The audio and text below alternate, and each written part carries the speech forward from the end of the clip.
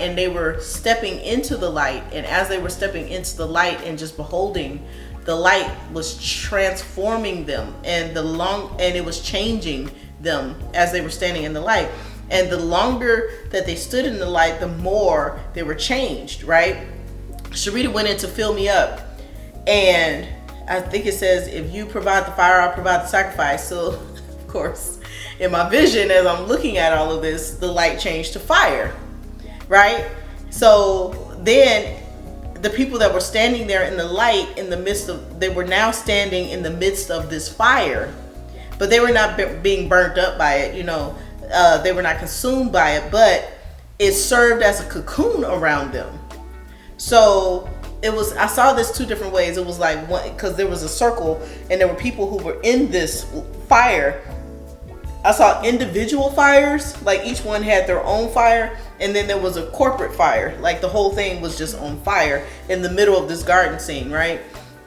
And they began to it served as a cocoon around them in the fire, and they began to open up as the fire was transforming them into butterflies. And so it wasn't necessarily butterflies, but it was kind of like they came in and they were pale as in maybe white, just clothes, dingy, whatever. And then as they went into the fire, they became very vibrant, and it was almost like they had wings, and they were robed, and they were just colorful.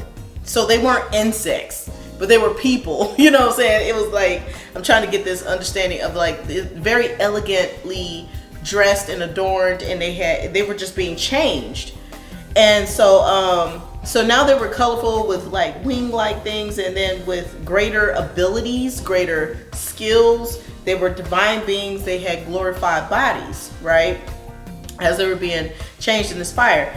They were adorned with vibrant colors. They were shimmering. There was some gold and some just shimmering on them, and each one of them was different. Not one was the same. They all had vibrant colors, right? And the colors came from within.